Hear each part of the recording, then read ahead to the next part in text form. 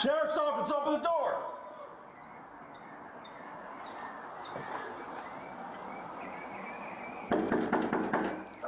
Sheriff's office, open the door!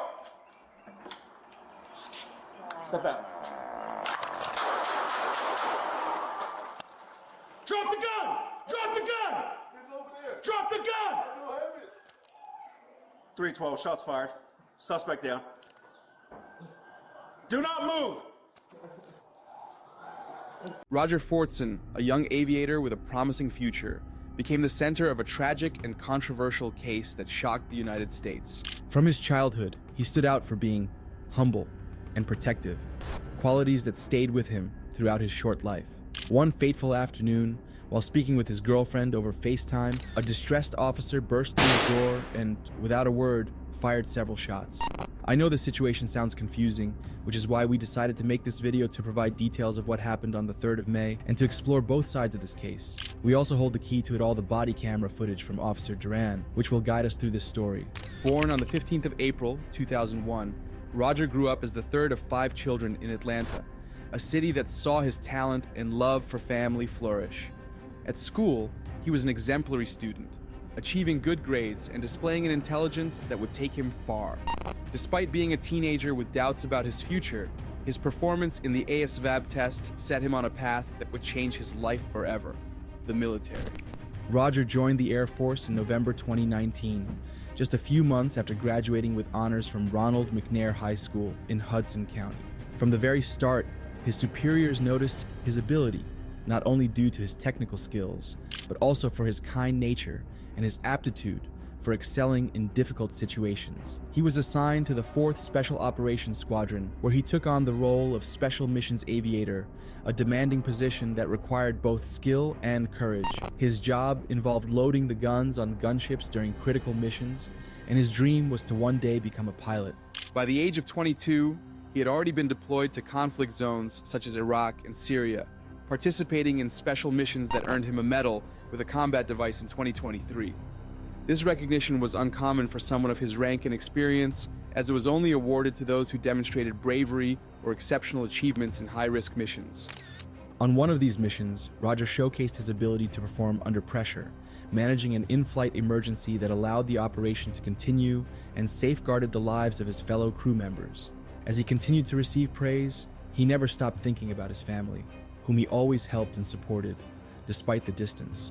But Roger's promising path was abruptly cut short on the afternoon of the 3rd of May, 2024. A report from the Okaloosa County Police alerted to a disturbance at a residential complex around 4:30 p.m. 911 calls suggested a possible conflict in apartment 1401. Sheriff's Deputy Duran was dispatched to the scene and encountered a woman who claimed to have heard shouting and the sound of a slap coming from that apartment weeks earlier. Although no prior incidents had been reported in Fortson's unit, there had been disturbances in nearby apartments. Footage from Duran's body camera shows him approaching the apartment and remaining silent for about 20 seconds, listening. However, no sounds were heard from within.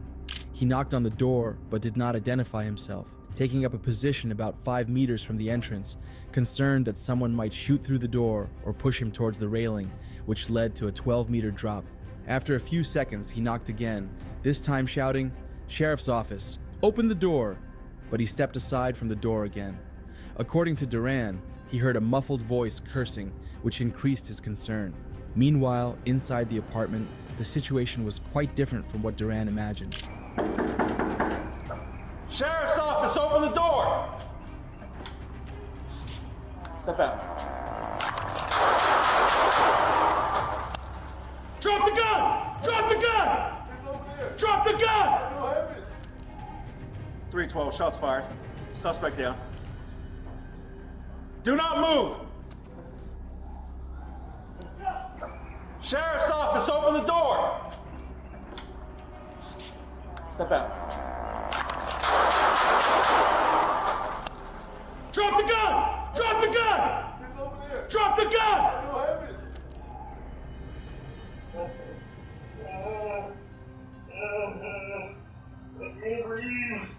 Do not move! Stop moving! Stop moving! We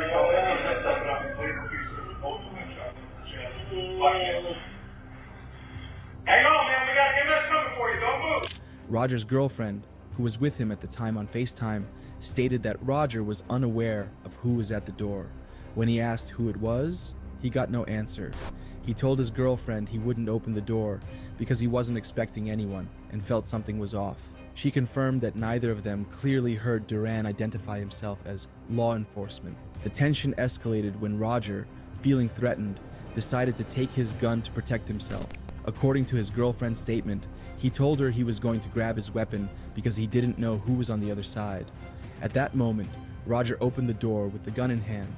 Duran reacted quickly upon seeing the weapon and ordered Roger to step back, but just 2 seconds later, he fired several shots. Roger fell backwards, gravely wounded.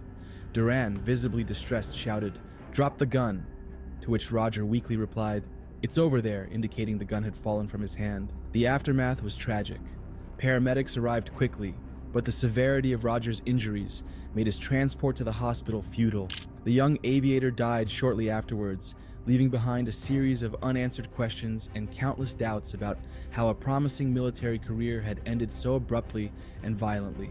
Okaloosa County Sheriff's deputies claimed that the officer involved had acted in self-defense while responding to a disturbance call at an apartment complex. As a result, he was placed on paid administrative leave. This decision sparked massive outrage online, with many expressing fury over the outcome. The situation also ignited a heated debate. Some believed that the mere presence of a firearm gave officers a license to act excessively, while others blamed the issue on police defunding campaigns, which they claimed forced law enforcement to hire anyone with a quick trigger. However, critics pointed out that such practices were nothing new. Roger had no criminal record, and there was no evidence that he was involved in the alleged domestic disturbance that prompted the police intervention at the complex. The Okaloosa County Sheriff's Office released the officer's body camera footage as well as the 911 calls and reports. However, key information in these reports was redacted, and the agency refused to comment further on the officer involved or whether he had made a statement to investigators. They also denied claims that the officer had responded to the wrong apartment. Up to that point, no arrests had been made, nor had any apologies been offered.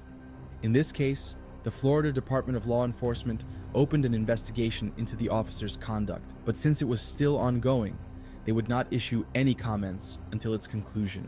Meanwhile, Roger's family and community organized gatherings in his honor and held several press conferences to express their frustration. They hired civil rights lawyer Ben Crump to represent them in their pursuit of justice.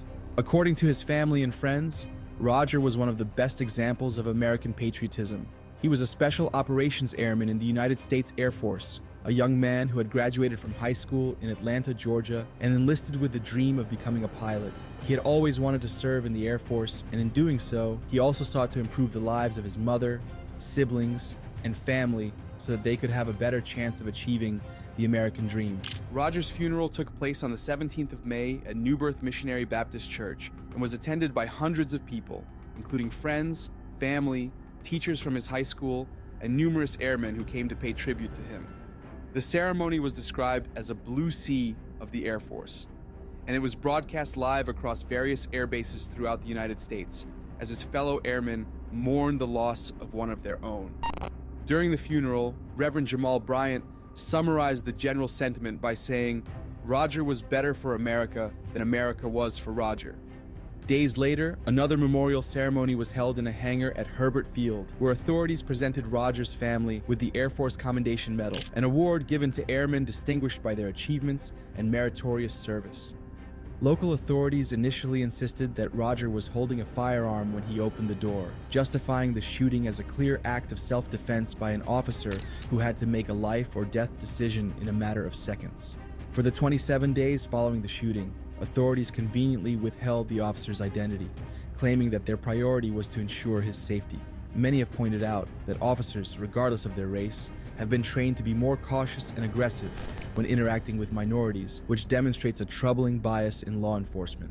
Finally, in a report published on May 31st, 2024, the Sheriff's Department revealed the identity of the officer involved, Eddie Duran, who had been officially dismissed after it was determined that Roger had not shown physical resistance and, according to the investigation, had not pointed his weapon at the officer. The report also included witness testimonies stating that they had heard a man and a woman arguing in Unit 1401.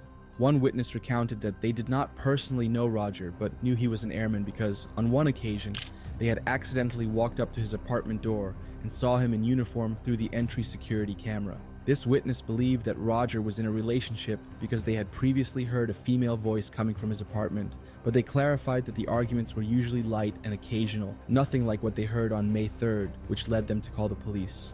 Another witness reported hearing a child in the apartment at some point, which raised concerns about their safety. When asked if they were certain there was a child, the witness claimed to have heard laughter and small footsteps, but acknowledged that they might have come from Roger's dog.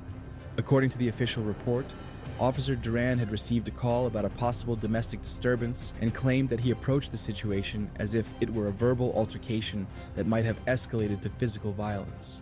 Upon arrival, he knocked on the door and identified himself as a sheriff's deputy.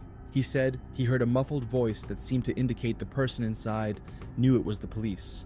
In his statement, Duran described Roger as someone who showed aggression when he opened the door, and he justified his actions by explaining that Roger's fixed stare made him feel threatened. According to his version, when Roger opened the door, he took a slight step forward and Duran saw a gun in his hand. Faced with this, the officer fired several times, claiming he had no time to issue additional orders or attempt to de-escalate the situation due to their proximity. Eddie Duran was charged with fatally shooting the young airman, and Deputy State Attorney Greg Marcille stated that the charge is a first-degree felony, punishable by up to 30 years in prison. There is no trial date scheduled yet, but make sure to subscribe to our channel to stay informed about all the updates on this case, which ended with an innocent person losing their life at a very young age with a promising career ahead of them. Leave your thoughts on this case in the comments. We invite everyone to debate. Thank you for staying until the end, and we'll soon bring you more shocking cases like the one we discussed today. Until next time.